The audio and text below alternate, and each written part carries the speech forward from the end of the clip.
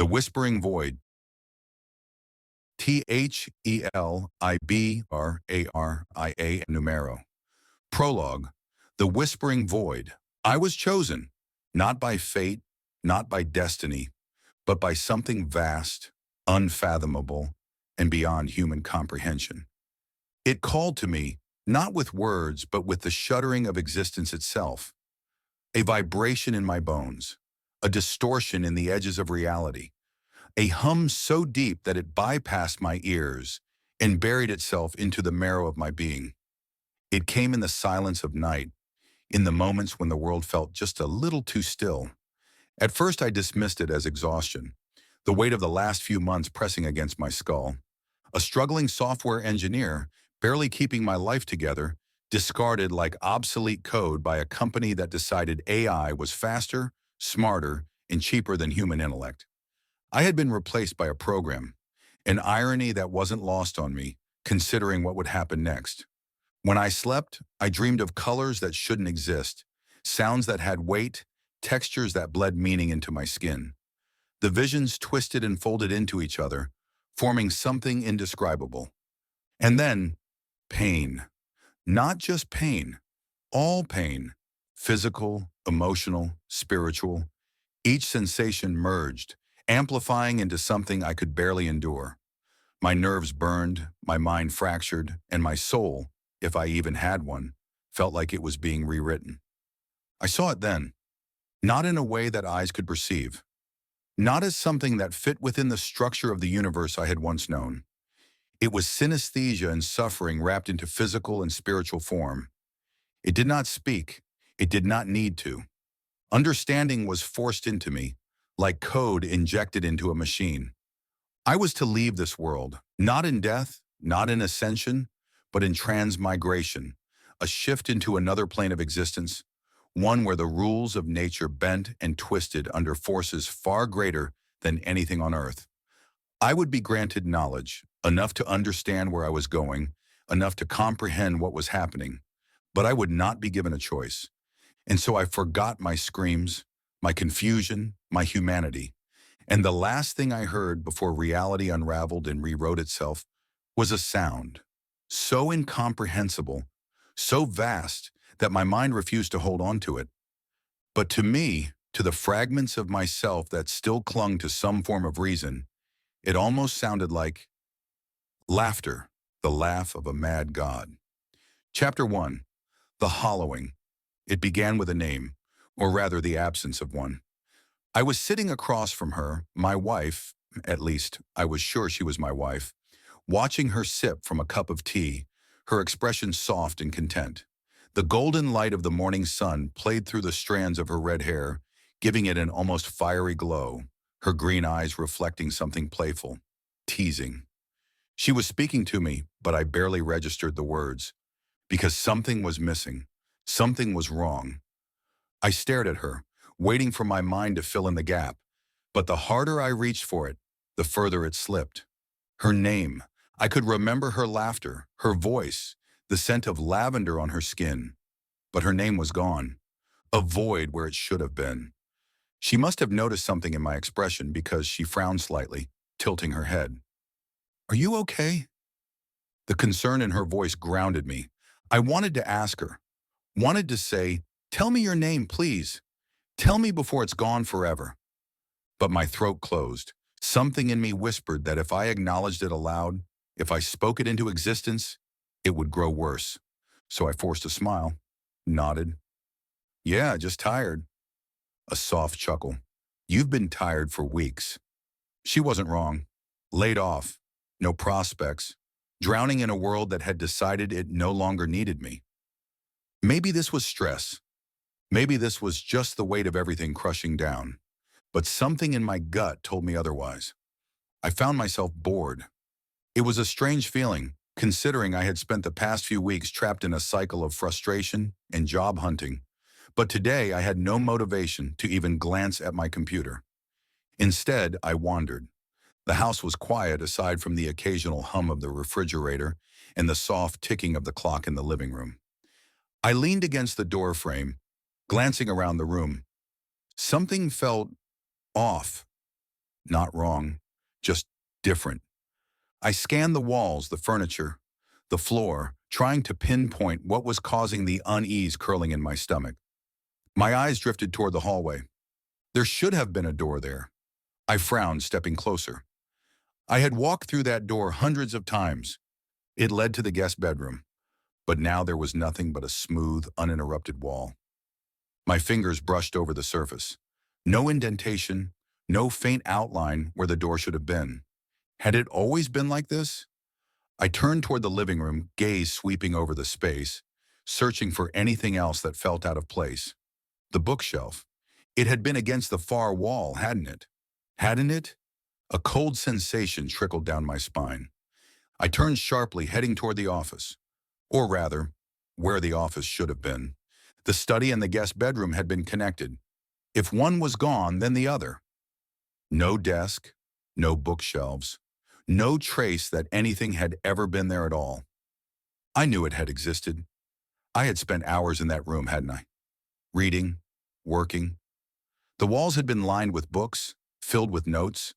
I could almost hear them, almost smell the old paper, feel the worn pages under my fingertips. But the harder I tried to remember, the fainter it became. The scent dissolved. The pages crumbled into dust. My breath came faster, my hands curling into fists. This wasn't right. I turned and strode back toward the kitchen. She was there, washing her cup, her back turned to me. I hesitated, then cleared my throat. She glanced over her shoulder, raising an eyebrow. I swallowed. The guest room, I said, forcing my voice to remain steady. It's gone. She blinked, wiping her hands on a towel. What do you mean? I gestured toward the hallway. There's just a wall, no door. She tilted her head slightly as if processing what I had just said. Then she smiled. There's never been a guest bedroom. My stomach twisted. I let out a short, humorless chuckle. What? She leaned against the counter, arms crossed. We've never had a guest bedroom. My pulse roared in my ears. I turned back to the hallway, staring at the blank wall, willing it to change, willing the door to be there. But it wasn't. I turned back to her. She was watching me now, a quiet sort of curiosity in her eyes, like she was studying me, like she was waiting to see what I would do next. And for the first time, I felt it. A creeping, sickening sensation crawling along my spine. Like something had noticed me noticing. Like something was watching. And I realized with a deep, shuddering certainty, the world is changing, to be continued. Chapter 2, The Hollowing Deepens. I didn't bring it up again. Not that night, not the next morning. But I kept looking. Every corner of the house, every hallway, every door. Checking, rechecking, measuring the spaces between walls as if something might shift when I wasn't watching. Nothing changed. Not in a way I could prove. And yet, I could feel it. The subtle, imperceptible wrongness creeping in at the edges of my world. She moved around the kitchen as if nothing had happened, humming softly as she brewed coffee, the scent filling the air like an anchor to reality. I watched her, trying to push away the gnawing feeling that something was missing. Not just the door, not just the study, something deeper. She caught me staring and smirked. You're quiet today. I forced a chuckle. Just thinking. About? I hesitated. If I told her, if I voiced my growing unease, what would she say? Would she smile again, gently correct me, erase more of my certainty with a single sentence? I shook my head. Nothing important. She hummed in response, pouring coffee into 2 mugs. The ceramic clinked softly against the counter as she set one in front of me. But I didn't reach for it. Instead, I focused on her hands. For some reason, the sight of them sent a ripple of unease through me. Why? I looked down at my own hands. They felt unfamiliar, like something wasn't quite right about them either. I clenched my fingers into fists beneath the table. Maybe I was losing my mind. Maybe this was stress, weeks of frustration and job rejection, of waking up to a world that had no use for me anymore. I had been replaced by artificial intelligence, by a machine that could do my work faster, more efficiently, without needing sleep or a paycheck. Maybe that was it. Maybe this was some quiet breakdown, the result of days spent inside this house, wandering between rooms that felt just a little too empty. But if that were the case, why did it feel like the world was watching me? I went out that afternoon. I needed fresh air, space, a break from the suffocating silence of my own home. The streets were the same as always, cars rumbling past, people moving through their daily routines, the world spinning forward as if nothing had changed. But it had, hadn't it? I wasn't sure anymore. I found myself walking aimlessly, the city around me strangely distant, as if I were drifting through a painting rather than something real. And then, I saw a man standing on the corner. His suit was neat, his tie perfectly knotted. He held a briefcase in one hand, checking his watch with the other. But he wasn't moving, not blinking, not shifting his weight, just standing there. Too still, too perfect. I slowed my pace, my pulse thrumming uncomfortably beneath my skin. The moment my gaze lingered on him, he turned his head. Not gradually, not naturally, like a machine responding to an unseen command. Our eyes met, and for just a fraction of a second, his face glitched, a flicker, a distortion, like a video feed stuttering in and out of sync. Then he smiled, and kept smiling. I tore my gaze away and walked faster. By the time I got home, the unease had settled into my bones. Something was wrong, more wrong than I had realized. I stepped inside, locking the door behind me, my breath uneven. She was sitting on the couch reading. The warm glow of the lamp beside her cast flickering shadows across the walls. She glanced up at me and smiled, and for a moment I almost forgot my fear. Almost. I sat beside her, staring at the television, though I wasn't paying attention. I just needed to be near her, to remind myself that she was real, that I was real. But then, something changed. I felt it before I saw it, a shift in the air, like the room itself had taken a breath. I turned my head slowly, my eyes scanning the space around me. And that's when I noticed it, the framed photos on the shelf. They were blank. I shot to my feet, my heart hammering. "What the hell?" She looked up at me, confused. "What's wrong?" I pointed, my hand trembling. "The photos, they're—" I stopped, because they weren't blank anymore. They were just wrong. The images weren't quite right, the colors slightly off, the faces slightly blurred. I knew we had taken a picture at the beach last summer, but now it showed an unfamiliar coastline. The details had changed, like something had rewritten them. I turned to her, my throat tight. "Do you see this?" She frowned, following my gaze. "See what?" I exhaled shakily, dragging a hand down my face. This wasn't happening. I was just tired. I needed sleep. I needed... Her voice cut through my thoughts. "You should rest." I looked at her. Something about the way she said it felt strange. Not comforting, not concerned, just final. I swallowed hard, nodding. Maybe she was right. Maybe rest would help. But as I walked toward the bedroom, I felt her eyes on my back, and I couldn't shake the feeling that she wasn't watching me with worry. She was waiting. To be continued. Chapter 3. The Hollowing Deepens. Part 3. I barely slept. Every time I closed my eyes, I expected to feel her shift beside me. I waited to hear the sound of her breathing, the soft rustle of sheets. But the bed was too still, too cold. I stared at the ceiling for what felt like hours, my thoughts tangled, looping over themselves. Something was wrong. Something was happening to her. To us. I couldn't shake the feeling that she was slipping, unraveling. And by morning I woke up to find that she was gone. Not just missing, erased. I searched the house first, checked the kitchen, the bathroom, the living room, the places she always was, the routines she always followed. But there was no trace of her, not her voice, not the scent of lavender that used to linger when she walked past, not a single sign that she had ever been here at all.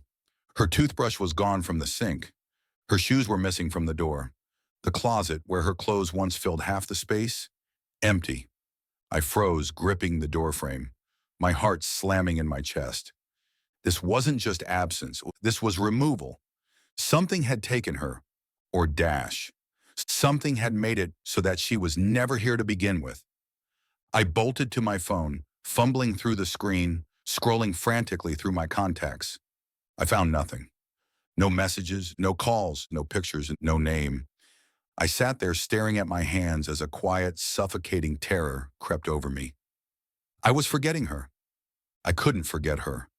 I needed someone to say her name. Tom and Rachel. I nearly stumbled as I stepped outside, my feet unsteady, my head pulsing with static. Tom and Rachel's house was only a few feet away. Their front porch still the same as I remembered. Wooden railing, slightly chipped. A wind chime swaying lazily in the morning breeze. I knocked hard. Too hard. The door opened a moment later, and Tom stood there squinting at me. "Jesus, man," he muttered, rubbing his eyes. "You all right?" I wasn't. I opened my mouth, but the words tangled in my throat. Tom was in his late 40s with broad shoulders and the kind of face that looked like it had seen too many years of stress but carried it well. He had a perpetual 5 o'clock shadow, his salt and pepper hair unkempt, his t-shirt wrinkled like he had just rolled out of bed. Behind him, Rachel stepped into view, pulling a robe tighter around herself. Her dark curls framed her face, and though she was still waking up, there was already a look of concern in her deep brown eyes. "Hey," she said, voice still thick with sleep. "You okay?" I swallowed hard. "My wife," I rasped. "Have you seen her?" Tom blinked. "Your wife?" "Yes." I nodded too fast, desperate. She's gone. She wasn't here when I woke up. I think something's wrong." Rachel stepped forward slightly. "Gone?" "Yeah, I mean, I don't know if she left or if something happened, but she's not here." Tom frowned, rubbing the back of his neck. "When's the last time you saw her?" "Last night." "No, yesterday morning. We had coffee. I was just talking to her." The words felt hollow, like I was convincing myself as much as them. Rachel and Tom exchanged glances. "Okay," Rachel said carefully. "What's her name?" I froze. The world tilted. I opened my mouth, but nothing came out. I tried again. I forced the shape of her name, the feeling of it on my tongue. But all I got was silence. My hands clenched into fists. Rachel shifted uneasily. "You don't remember her name?" "I do," I snapped. Too sharp, too desperate. "I do, I squeezed my eyes shut. Think. But the more I reached for it, the further it slipped away, like a dream unraveling the moment you wake up. I just need a second," I muttered. "I don't know what's wrong with me, Tom exhaled slowly. "Look, man, maybe you should sit down. You seem—" He hesitated, like he didn't want to say the word, like he didn't want to label what was happening to me. Rachel touched his arm lightly, glancing back at me. "What does she look like?" I exhaled, relieved. Finally, something I could answer. I stopped. I could see flashes, red hair, green eyes, a warm smile. But the image was fractured, like a photo that had been left out in the sun too long, the colors running, the features blurring together. My pulse pounded. Rachel's lips pressed together. "Do you have a picture?" My breath hitched. I did. I should. I pulled out my phone again, scrolling through the gallery. The rows of images stared back at me. Landscapes, old work files, meaningless snapshots of nothing important, but pictures, none of her. Chapter 4, The Hollowing Deepens, Part 4. I couldn't breathe. The air around me felt too thick, pressing against my skin like an unseen weight. My pulse pounded, erratic and uneven, my chest tightening as though my own body was fighting against me. Tom and Rachel stood before me, their expressions etched with concern. But beneath that concern, I saw something else. Doubt, uncertainty. Like they were trying to piece together something that should have been there, but wasn't. Tom ran a hand through his hair, exhaling slowly. "Look, man, I don't know what's going on, but are you sure you're okay?" I stared at him, my mouth opening, then closing. Rachel bit her lip, glancing between us before adding softly, "I mean, it's just, we've lived across from you for years, Adrian. And as long as we've known you, she hesitated. And then, the sentence that shattered me. You've never been married. My ears rang. I took a step back, my legs weak beneath me. That's not true. Tom frowned, his brows knitting together. We're not trying to upset you, but we've never seen anyone else living with you. Rachel nodded, her voice hesitant, careful. We thought you preferred living alone. I mean, you always kept to yourself. But a wife? Adrian, if you had a wife, we would have known. I shook my head violently. No. They were wrong. They had to be wrong. I felt a deep primal fear clawing its way up my spine, curling around my throat. The kind of fear that came with realizing something was very, very wrong with reality itself. She was here, I rasped. She made coffee yesterday morning. She laughed at something stupid I said. I held her. The words felt foreign, like they belonged to someone else, because I couldn't remember what she laughed at. I couldn't remember what I had said. Rachel reached out, her hand barely touching my arm before I flinched away. Adrian, she said gently, maybe this is stress.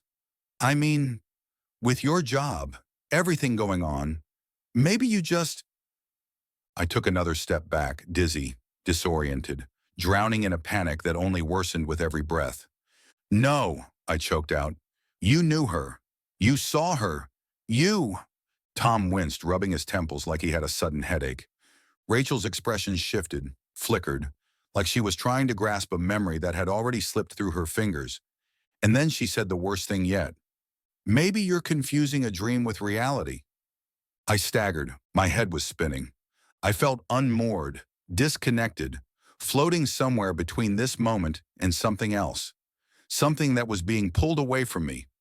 No, I whispered, my voice breaking. Tom exhaled, glancing at Rachel before hesitantly saying, Listen, man, maybe you should talk to someone. We can call somebody for you. A doctor, a friend. Just let us help. I laughed, a short, hollow sound, bitter and humorless. They thought I was crazy. I could see it now.